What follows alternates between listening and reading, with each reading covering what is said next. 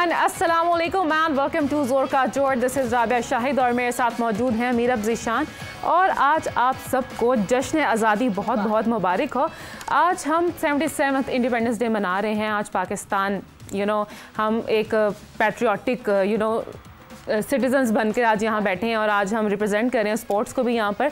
तो चलिए मीरब, क्या ख्यालात हैं आपके? कितना आपका स्पिरिट हाई है आज? बहुत ज़्यादा। और ख़ास तौर पर अगर हम देखें कि अरशद नदीम ने जिस तरह से हमें एक आप कह लें कि एक रीज़न दे दी है कि हम 14 अगस्त सेलिब्रेट करें, बिकॉज़ हम पहले मना चुके हैं, अब हम अब हम आज वाली तारीख में जो है वो एग्जैक्टली इस रवायत को मुकम्मल कर रहे हैं। लेकिन अगर हम देखें तो इससे पहले जो हालात थे, जो क्रिकेट के हालात थे, जिस तरह से हम लोग एक डाउनफॉल की तरफ आ रहे थे, तो बहुत मुश्किल लग रहा था। ऐसे लगता था जैसे पैट्रियाटिज्म भी कहीं ना कहीं खत्म होता जा रहा है। शायद हमारे अलावा जो खिलाड़ी हैं, जो स्पोर्ट्समैनशिप जिनके अंदर होनी चाहिए, उनके अंदर भी शायद कहीं ना कहीं हुब्बुल वतनी बाकी नहीं रही है। लेकिन अरशद नदीम ने हमारे उस भाम को बाहर करते हुए गोल्ड मेडल पाकिस्तान में लेकर आए और रौनकें लगा दी पाकिस्तान में।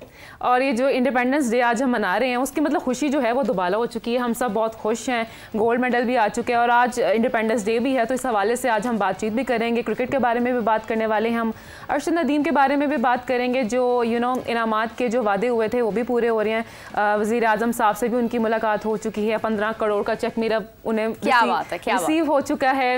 हमारी CM साहिबा ने भी जो दिया था वो भी रिसीव हो चुका है। लेकिन अब हम देख रहे हैं कि आहिस्ता आहिस्ता सारे वादे जो हैं पूरे हो रहे हैं। लेकिन मेरा क्या आने वाले वक्त में ये स्पोर्ट जो है, जेवलिन थ्रो है, क्या आप इसका फ्यूचर देख रही हैं पाकिस्तान में?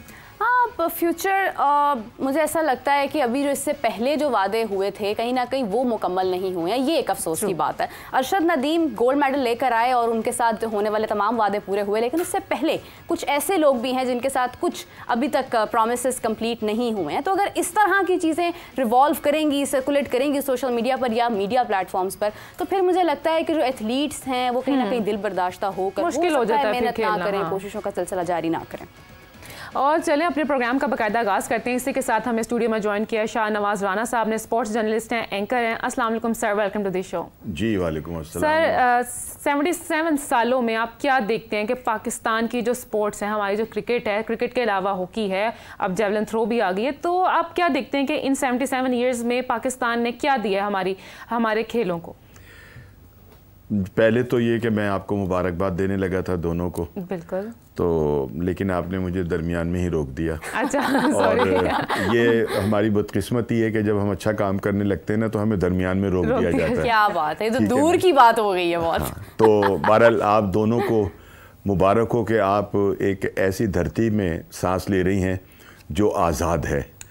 और वह आज़ाद है, हम आज़ाद कह सकते हैं, लेकिन पता नहीं किस हद तक मैं दुरुस्त हूँ कि हम आज़ाद हैं या नहीं हैं। हाँ। ये भी दूर की बात हो जाएगी मीरब, ठीक है ना? लिहाजा मैं उसको यहीं तक रखता हूँ। शाहनवाज साहब आज़ाद हुए हैं तो आज हम आज़ाद फिजाओं में सांसें ले रहे हैं ना? नहीं, ले तो रहे हैं लेकिन बड़ी घुटन के साथ ले रहे हैं। बड़ा घुटन का माहौल है कि जिसमें हम सांस ले रहे हैं।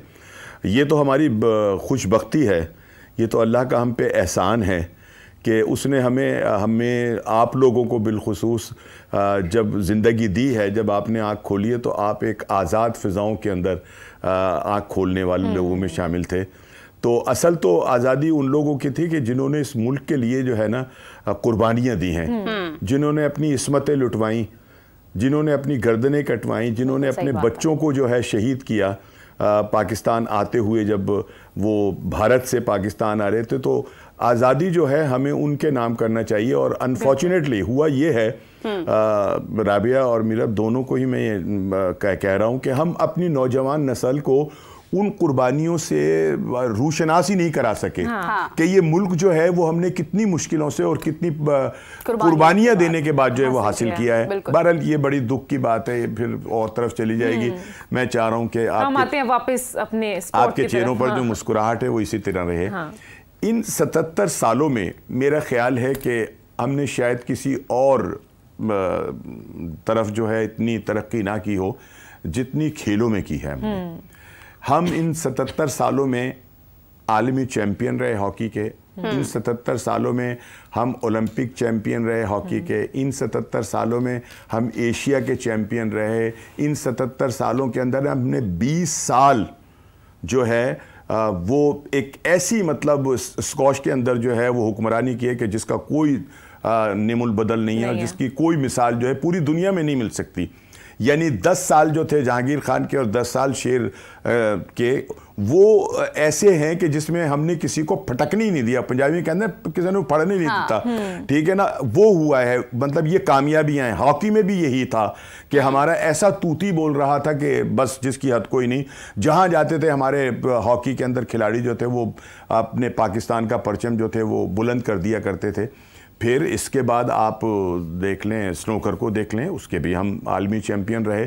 और कौन सा मतलब खेल ऐसा है कि जिसके अंदर हम पूरी दुनिया के अंदर नाम ना कमाया हो हमने, ठीक है ना, इन 77 सालों के अंदर। लेकिन इसके बाद जो भी कुछ हुआ, फिर वो कहते हैं ना कि फिर चिरागों में रोशनी ना रही, कि फिर यही 77 साल जो है ना वो खेलों के हवाले से एक बिल्कुल जिसको कहना चाहिए कि डार्क वो बन गए, कि आज हमारी हॉकी का कुछ नहीं पता, ठीक है ना, कि वो कहाँ है।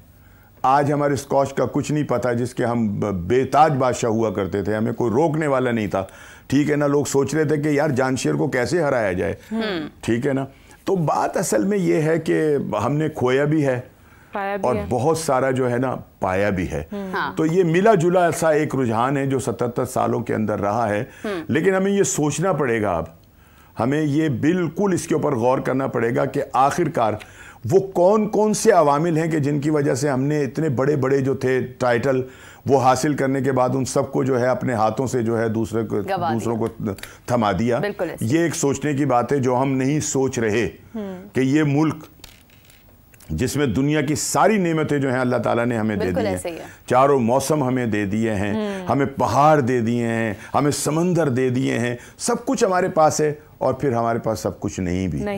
ये भी हमारी बदनसीबी है। बिल्कुल आपने सही कहा राना साहब। अगर हम देखें, आपने तो बहुत खूबसूरत लम्हात की याद दिला दी, हॉकी की बात कर दी, और बहुत सारे ऐसे खेल जिनमें एक वक्त था कि पाकिस्तान का नाम था, पाकिस्तान को एक मुश्किल हरीफ समझा जाता था।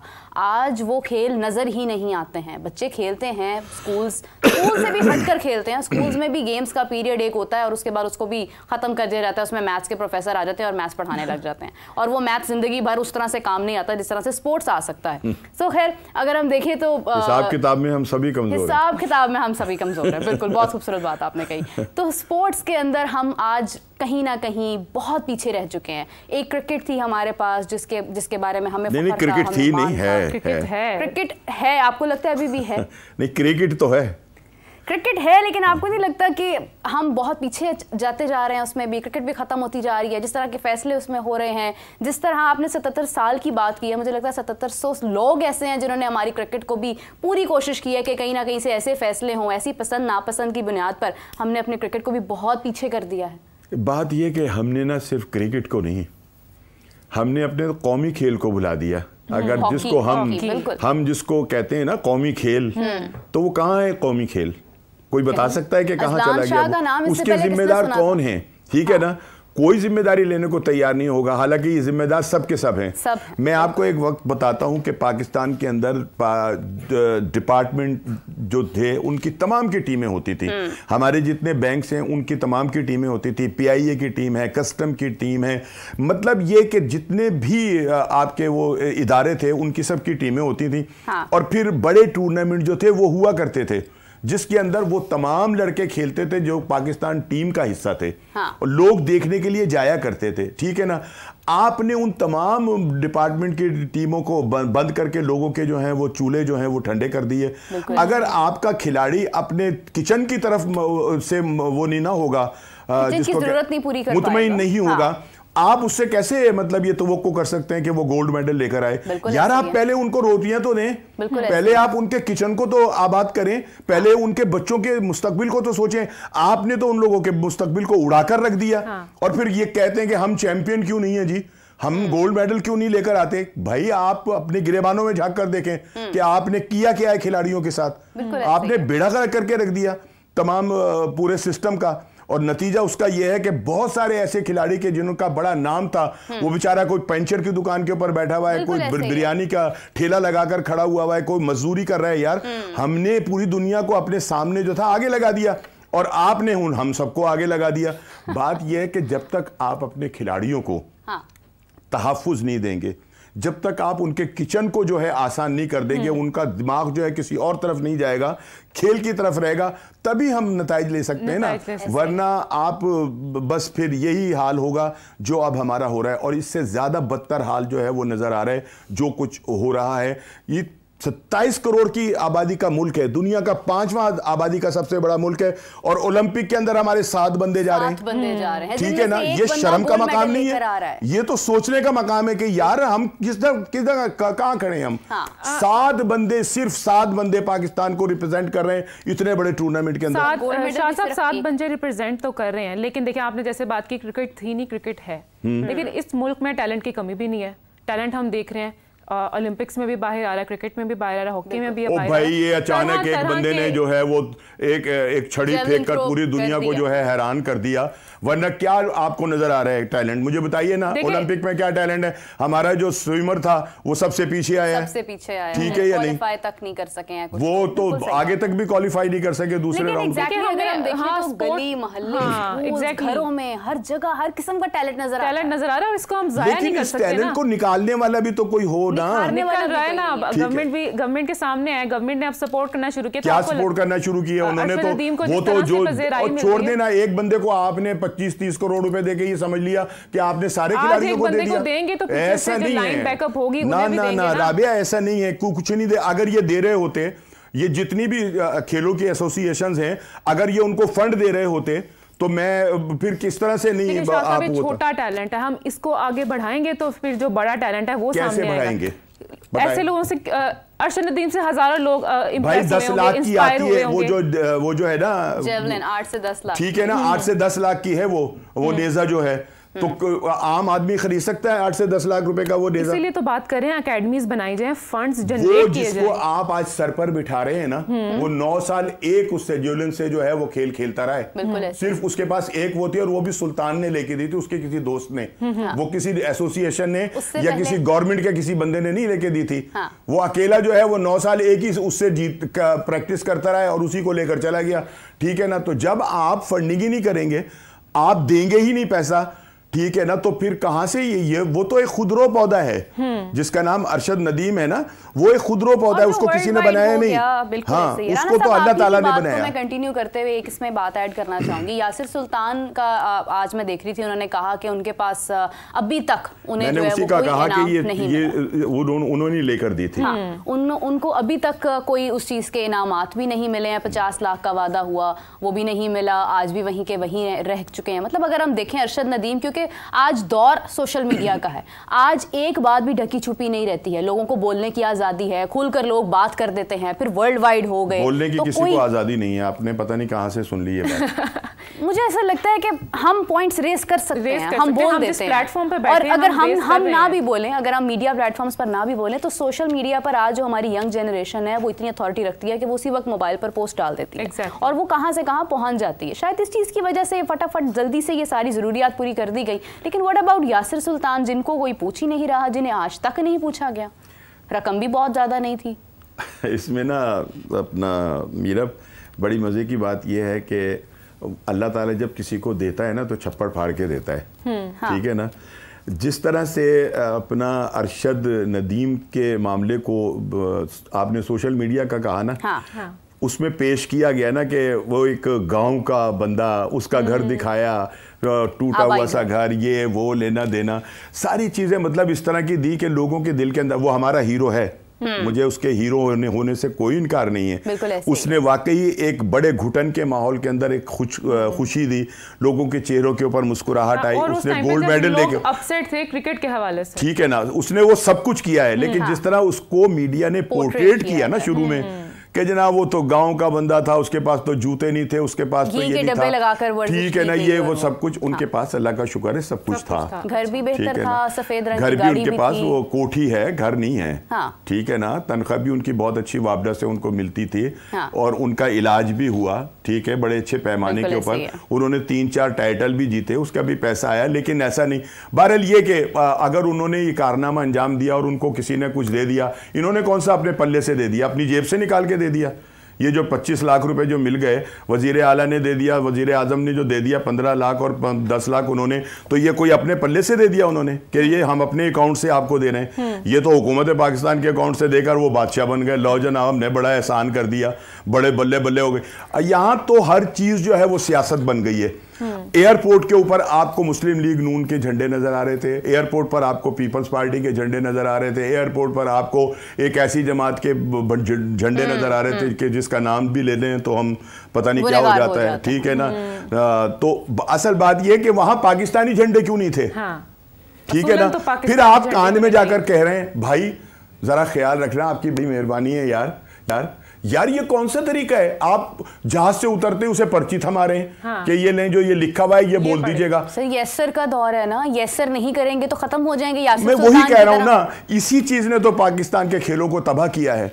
तो क्या आपको लगता है कि सियासत ने भी हमारी स्पोर्ट्स को तबाह किया कहीं ना कहीं? जी बिल्कुल, आपने बड़ा अच्छा सवाल किया। कहीं ना कहीं नहीं, अच्छा, बल्कि हमारे खेल का बेड़ा गर्क की सियासत ने किया। कैसे? अब आप पीसीबी को ले लें। अच्छा। मैं आपको बता रहा हूँ, वो बड़ी मतलब सोने की चिड़िया है पीसीबी, बड़ा पैसा है उनके पास, ठीक है ना। 25-30 तो उन्होंने डायरेक्टर रखे हुए जिन्हें 25-25, 30-30 लाख रुपए जो है वो तनख्वाह मिलती है।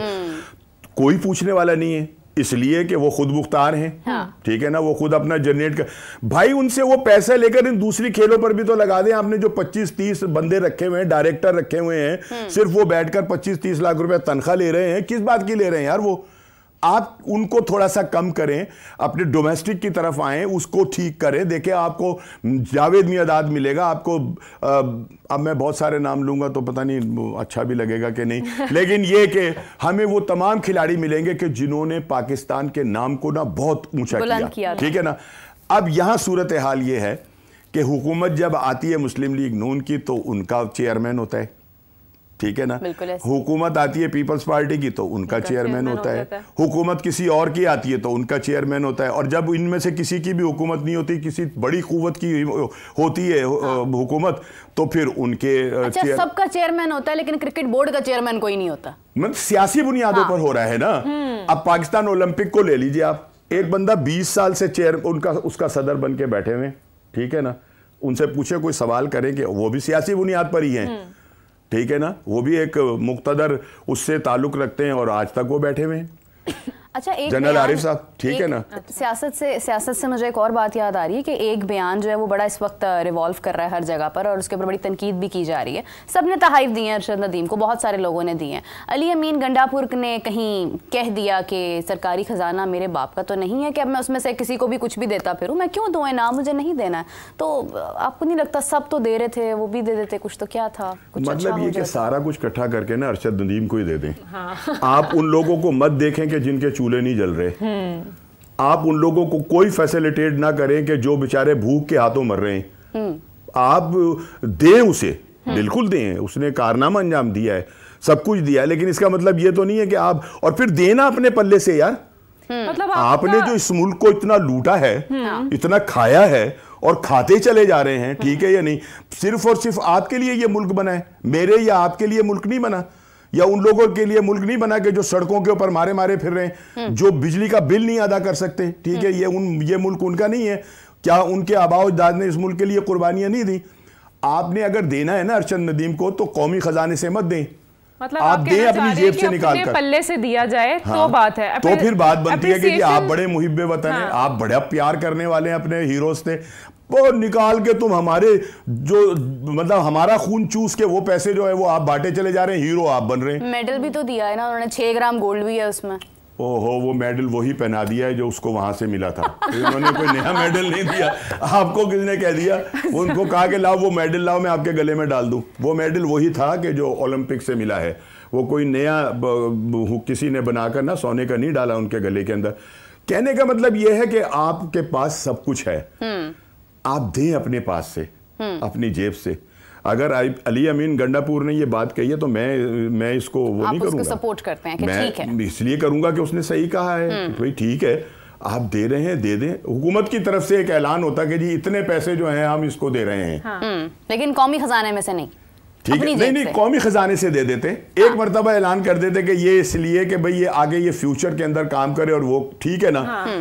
आप दे भी कौमी खजाने से रहे हैं, निकाल भी हमारे, मतलब हमारा ही खून चूस कर जो आपने पैसे रखे हुए हैं वो उसमें से निकाल के दे रहे हैं और हीरो भी आप बन रहे हैं। यार कैसी मजे की बात है। वैसे अगर हम इतने अल्हम्दुलिल्लाह इनामात दे सकते हैं तो थोड़ी सी बात सियासी करना चाहूंगी, तो फिर IMF को भी हम दे ही सकते हैं थोड़ा थोड़ा करके, क्या हर्ज है उसमें? अगर पाकिस्तान के कुछ खानदान से पैसे ले लिए जाए ना, हाँ। उनसे रिकवरी करा ली जाए ना, हाँ। IMF का कर्जा जो है वो एक दिन में उतर जाएगा। क्या बात है, क्या बात। ठीक है ना, लेकिन हम में इतनी ज़रूरत नहीं है, हम ना इखलाकी तौर पे इतने मजबूत हैं, ठीक है ना हम किसी और दूसरे लिहाज से इतने मजबूत हैं कि हम ऐसा कर सकते हैं। वरना ये जितना शोर मचाते हैं ना IMF, सिर्फ पाकिस्तान के 10 खानदान, अब मैं नाम नहीं लूँगा क्योंकि मुझे घर भी जाना है, ठीक है ना, तो बात ये कि हाँ, अगर उनसे इनकी वसूली करा ली जाए ना, उनको बिठा लिया जाए कि दो, तो IMF का कर्जा जो है वो फौरन उतर जाता है। क्या बात, कोई मसला नहीं होता IMF का कर्जा। लेकिन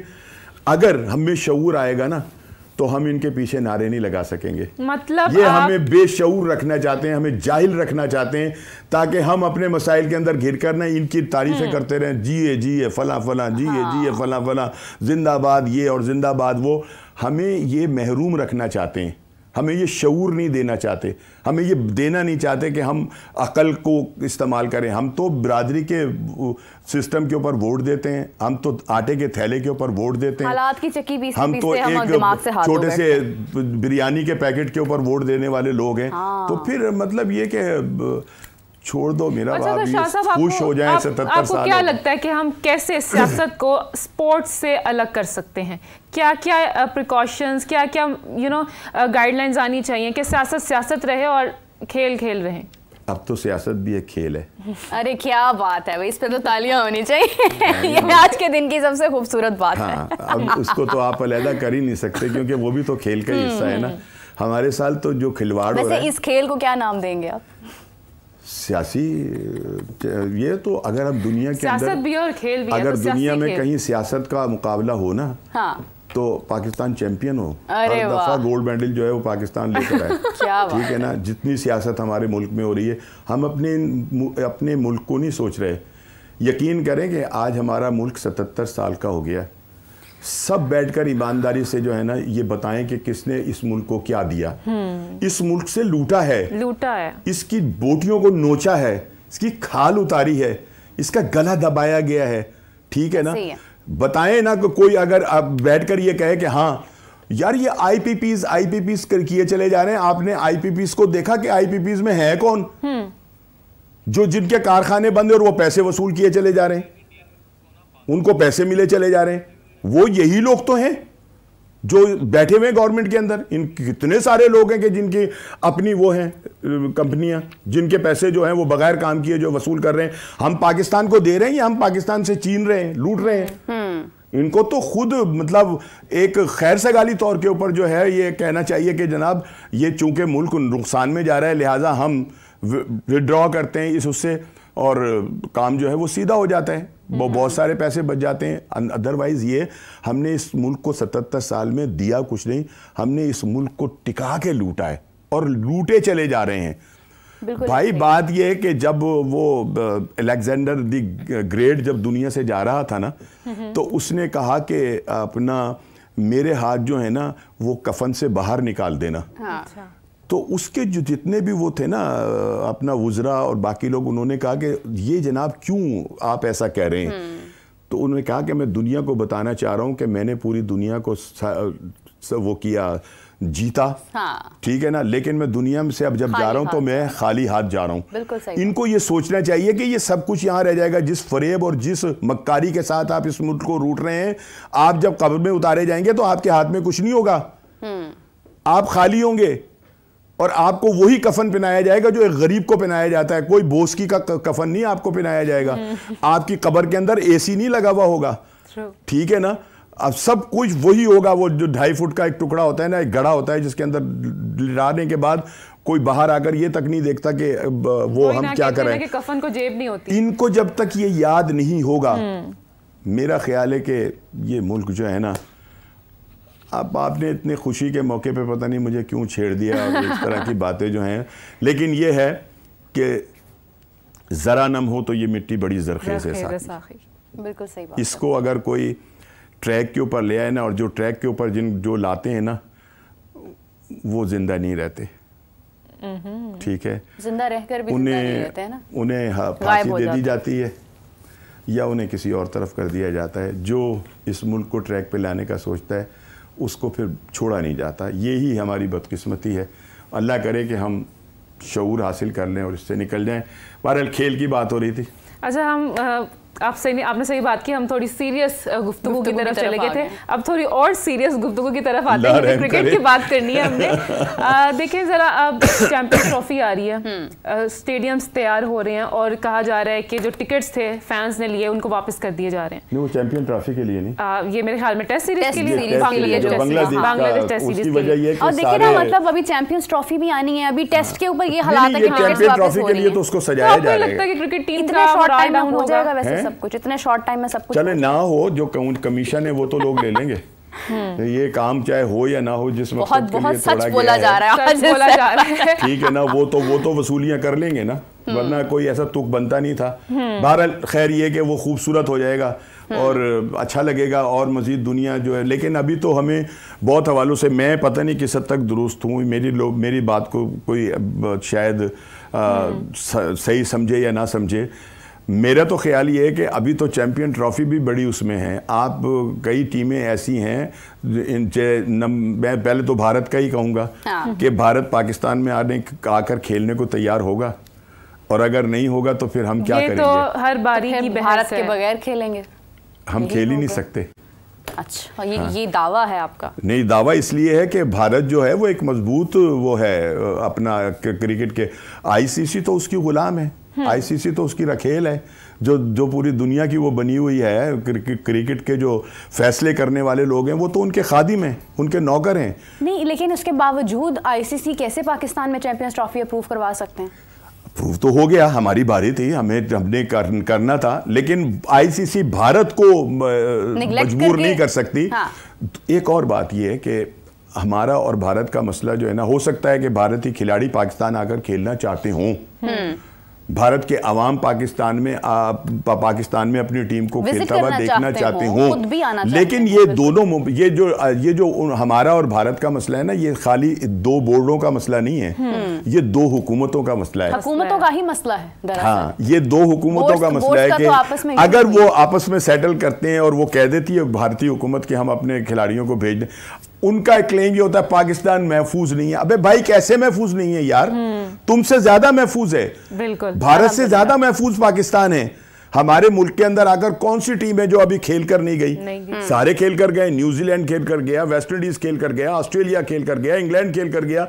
हमने तो एक बेहतरीन क्रिकेट जो है वो पूरी दुनिया को जो है वो दिखाई है।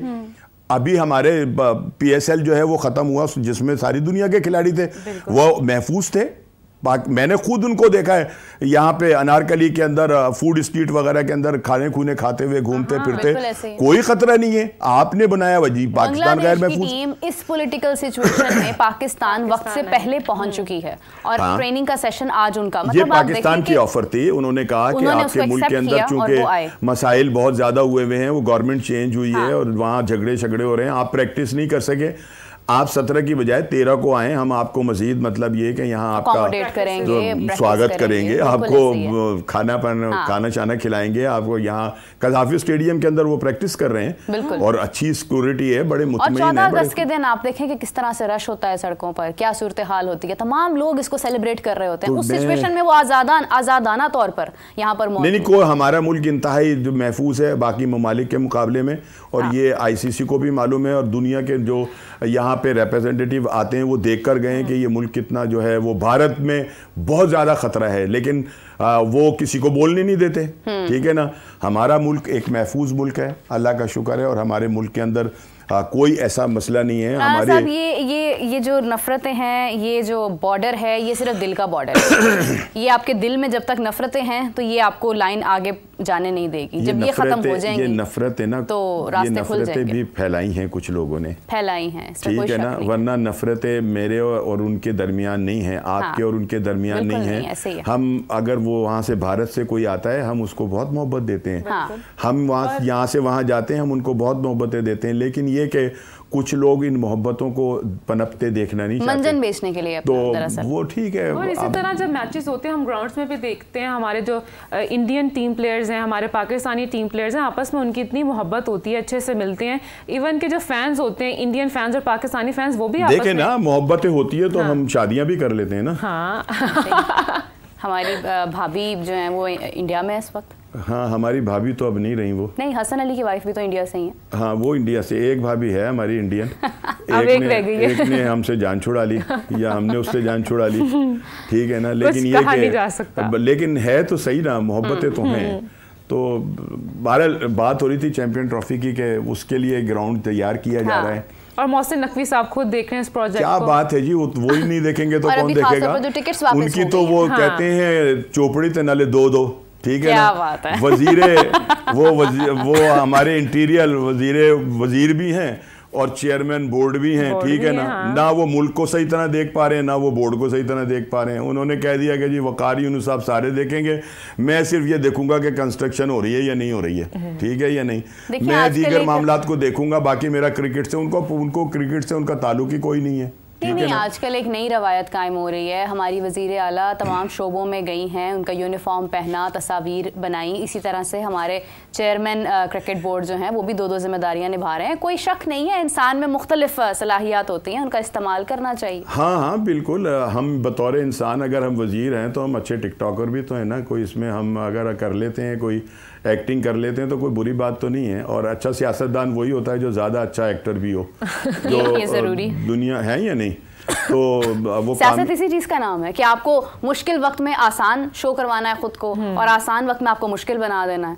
तो फिर सियासत भी इसी चीज़ का नाम है। सियासत ही इस चीज़ का नाम है कि आप बस दूसरों को बेवकूफ़ बनाते रहें और अपना काम जो है उसको चलाते रहें। अच्छा शाह साहब, यहाँ पर हम बात कर रहे थे टिकट्स की जो वापसी हुई, आपको नहीं लगता इससे हमारी टीम का, हमारे फैंस का मोराल डाउन होगा? क्रिकेट इतने लवर्स होते हैं, वो चाहते हैं कि वो स्टेडियम में बैठ के अपने फैंस अपनी टीम को देखें, तो क्या? देखिए जी, क्रिकेट का हुस्न ही जो है वो क्राउड से है। जब अगर क्राउड नहीं ना है, बॉल के ऊपर, छक्के के ऊपर शोर नहीं मचता, विकेट के ऊपर कोई तालियां नहीं बजती, अपने खिलाड़ियों को आप बकअप नहीं कर रहे हैं, दूसरे खिलाड़ियों को भी आप शाबाश नहीं दे रहे हैं, तब तक खिलाड़ियों में भी वो जोश और वलवला पैदा नहीं होता।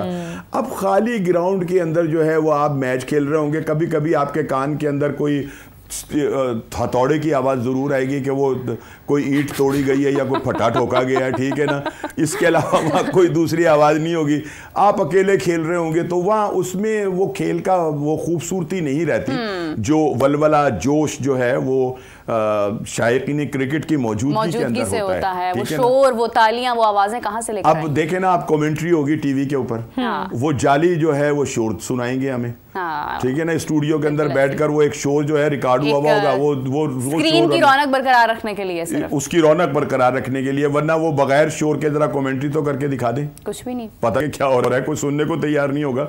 सो ये है कि ये एक लिहाज से तो ये दुरुस्त नहीं है, बिल्कुल एक लिहाज से तो दुरुस्त नहीं है। लेकिन अब क्या करें, हमारे स्टेडियम जो है वो तोड़ दिए गए हैं और वो चैंपियन ट्रॉफी के लिए उनको तैयार किया जा रहा है, तो ये भी एक मजबूरी है। और इस मजबूरी को देखते हुए वो टिकट जो है वो वापस हो रहे हैं और खाली ग्राउंड के अंदर जो है वो आप मैच देखेंगे। बस उम्मीद करते हैं कि चैंपियंस ट्रॉफी तक ये सारी सूरत हाल ठीक हो जाए। बहुत सारे ममालिक से बहुत सारे शायकीन क्रिकेट भी मौजूद होंगे। क्रिकेट बहुत सारे ममालिक का एक फेवरेट खेल है, कुछ लोग तो इसको रिलीजन भी मानते हैं, और जो रिलीजन मानते हैं उनके लिए हमारी ख़ास दुआएं हैं कि वो ज़रूर आएँ और आकर इस मौके को खुशगवार बनाएं, क्योंकि बहुत देर बाद पाकिस्तान के पास एक रिस्पॉन्सिबिलिटी आई है। इससे पहले भी हमने गलत फैसला किया, हाइब्रिड मॉडल पर चले गए, आज भी यही गुफ्तगू हो रही है, गलतियाँ हमारी ही हैं और फिर हमारे ही गले पड़ जाती हैं। कितने होपफुल हैं आपके चैंपियंस ट्रॉफी पाकिस्तान में होगी, हर हाल में होगी, क्या कहते हैं इस हवाले से? देखिए, बात ये कि इसमें थोड़ा सा जो कौमी गैरत होती है ना, उसके भी तकाज़ों को मद्देनज़र रखना चाहिए, जो शायद जिसमें हम बहुत कमज़ोर हैं, ठीक है ना।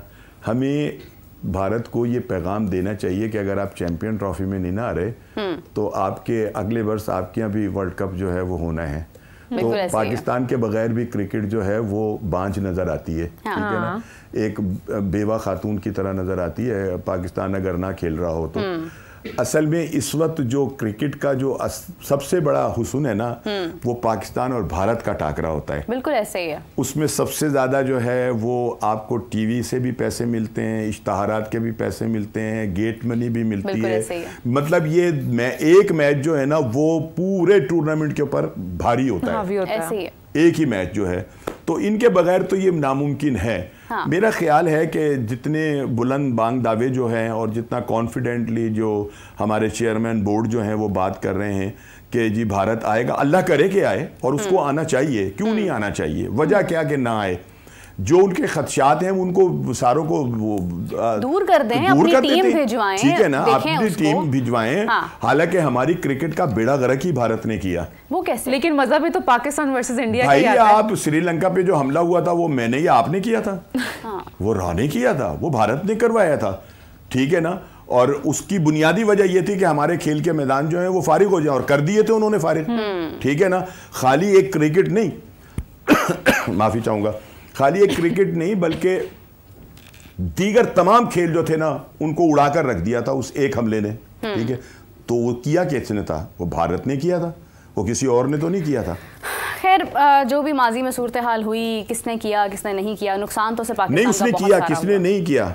भारत ने किया। भारत हमारे खिलाफ चीरदस्तियां करता है। भारत हमारे खिलाफ कोई मौका हाथ से नहीं जाने देता। हम क्यों नहीं कहें उसको, क्यों ना बताएं उसको कि तुमने ऐसा किया है, और हमें बताना भी चाहिए। अच्छा शाह साहब, बड़ी सीरियस और सख्त गुफ्तगू होगी, और हमने सुना है कि आप कुछ गुनगुना भी लेते हैं। पहले तो ये कि मैं शाह साहब नहीं हूँ, आप राणा साहब। शाहनवाज राणा साहब, चले पूरा नाम ले लेते हैं, शाहनवाज राणा भाई साहब। मैं तो शाहों का नौकर हूँ ठीक है ना। तो ये कि कुछ 14 अगस्त की मुनासबत से प्रोग्राम के इख्तिताम पे हम जा रहे हैं, और हम चाहते हैं कि आप आखिर में हमें चंद लफ्जों में इस ए वतन प्यारे वतन, ए वतन प्यारे वतन, पाक वतन पाक चमन, ए मेरे प्यारे वतन, ए वतन प्यारे वतन, तुझसे है मेरी तमन्नाओं की दुनिया पुरनूर, अज़्म मेरा कवी, मेरे इरादे हैं गयूर, मेरी हस्ती में अना है, तेरी मस्ती में शऊर, जहाँ फिजा तेरा तख़य्युल है तो शीरीं है सुखन, ए मेरे। क्या बात है, बहुत खूबसूरत, बहुत खूबसूरत, बहुत खूबसूरत ये जज्बात जो, और इतना खूबसूरत अल्लाह ताला ने आपको ये माशाल्लाह से टैलेंट दिया है। और मैं चाहती हूँ कि जिस इमोशनल मोमेंट के साथ और जिस मोहब्बत के साथ आपने ये पढ़ा है, हम इस काबिल बने कि हम अपने मुल्क को ये मोहब्बत, ये जज्बा हम दे सकें, हर शोगे हों। और माशाल्लाह से मैं तो समझती हूँ कि आप इस चीज़ में भी बहुत माहिर हैं, अपनी गुफ्तगू के साथ बहुत सच्चाई है आपके अल्फाज में और आपके सुर में भी। तो दुआएं बहुत सारी अपने मुल्क के लिए अल्लाह ताला हमें। और जिस तरह से आज हमने 77वां इंडिपेंडेंस डे मनाया है, हमारी यही अपनी कौम के लिए, अपनी मुल्क के लिए दुआ है कि पाकिस्तान सलामत रहे, कायम और दायम रहे, और हम इसके लिए अच्छे अच्छे नेक काम भी करें। आमीन। और इसी के साथ हमें इजाज़त दीजिए। राना साहब, आपका बहुत शुक्रिया, thank you so much for joining us. आपकी खूबसूरत आवाज़ ने आज हमारे जो आज़ादी का दिन था 14 अगस्त का, हमारे सेट पर 4 चांद लगा दिए हैं। और जो गुफ्तगू हमने की है, हम उम्मीद करते हैं कि इसके ऊपर अमल किया जाए, और पाकिस्तान जैसा मुल्क बहुत खुशकिस्मती का हमारे लिए बायस है कि हम आज इस मुल्क में मौजूद हैं, हम आज़ाद हैं, हम अपनी राय दे सकते हैं, हम बात कर सकते हैं, हम जो चाहें हम कर सकते हैं, हमें उस करने से रोकने नहीं देना चाहिए, और हमें अपने मुल्क के लिए मज़ीद नेक तमन्नाओं का इजहार करना चाहिए। इसी के साथ मुझे और राबिया को इजाज़त दीजिए। नाज़रीन, आपसे मुलाकात होती है कुछ ही देर बाद, तब तक के लिए अल्लाह हाफ़िज़।